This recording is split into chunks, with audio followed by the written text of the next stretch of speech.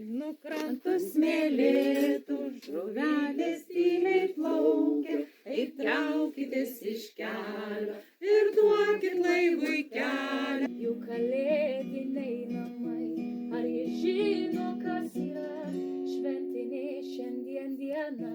Kaip pradėdavo sakyti eilėraštį, čia labai gerai. Aš mažytis bernužėlis, bet jau moku abėcėlę.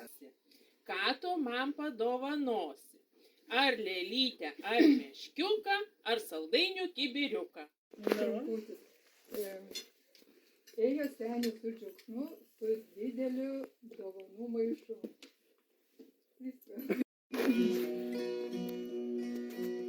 Su gandrais ir su lapais žaliais, išėjai su gandrais ir su lapais žaliais, išėjai. Aš labai bijau varlės. Tiek mažos, tiek didelės. Gal ši baimė neprotinga, bet varlė man nepatinka. Mažas mašinėlis man labai patinka, aš norėčiau būti jūsų šeimininkas.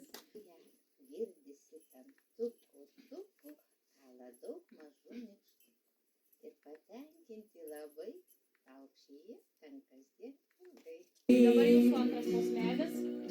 Ir noriu aš vasaros sauna, garsiau, apie tave susapnuoti. Noriu šią dainą nors kartą, dviese prie upės dainuoti. Nors nėr tavęs čionai, nors tu toli, noriu papasakot tau vienai, kas manoj širdį. Vėjas vakarėja, štai saulėgrįža atėjo, susirinkom mes visi šiam žaliosios glėby.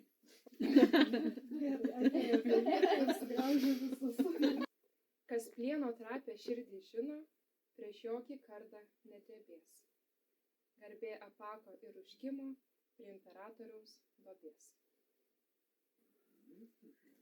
Rausvas žiedo pumpurėlis, iš pavėsio pasikėlęs, į saulutę kaitrę šviesę, pro lapus galvutę kvies.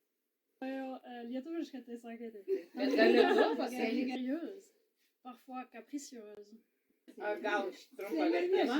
Taip, slaptingas, kartais kaprizingas, bet toks brangus.